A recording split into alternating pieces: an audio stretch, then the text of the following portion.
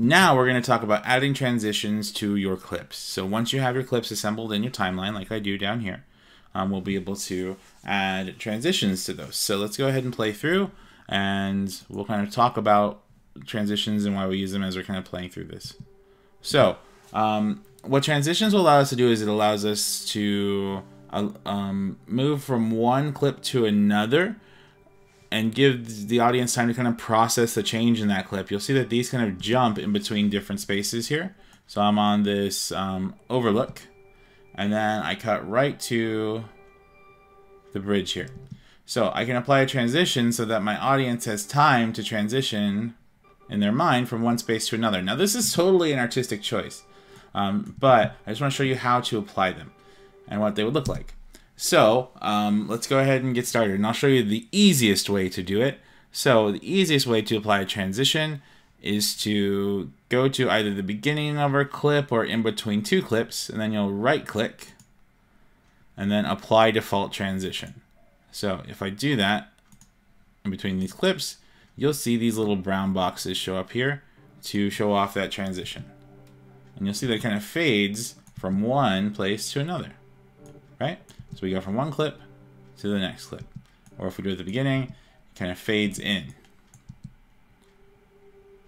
So I'll show you that once. I'll show you it with it and then without it. So here's the transition. Here's the clip with the transition built in. Let me go ahead and undo that, Command Z. And then I'll show you with it, without it. So there's without. You see kind of jumps. See the jump? And then if I right click and apply default transition, that will transition between those nice and smooth. So that feels a little bit more natural. So I'm going to go ahead and undo these last couple of moves, and I'm going to show you another way you can add transitions. So transition is an effect. So we're going to move from our editing workspace to our effects workspace. And this is one way to get to this menu. I find it's the simplest, so that's what we're going to use it.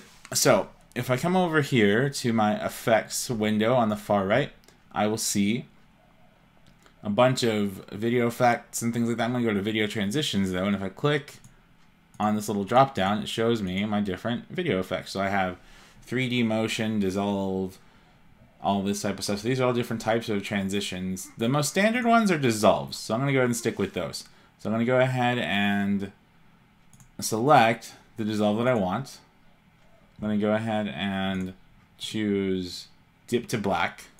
Then all I have to do is click and drag that where I want it for the transition. So you see that I'll click and drag it, and if I drop it right there, and then I come ahead and play through, then you'll see that it kind of dips down to black and then comes back up.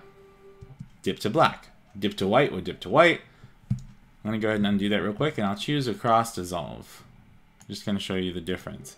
So a cross dissolve literally takes the two images and has one fade in while one fade out while the other one fades in.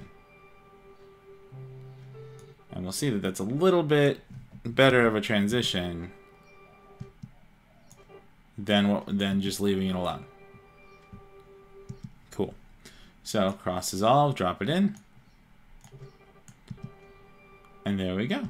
So then we can apply that to multiple things, and we can choose different dissolves in different places. Typically you want to stick with one, and kind of the general rule of thumb is that if we're changing time or space, so when something's happening or where something's happening, a transition isn't a bad call. If we're in the same space and we're cutting between stuff, that's fine to just kind of leave no transition there. But if we're transitioning between time and space, typically you want some sort of transition.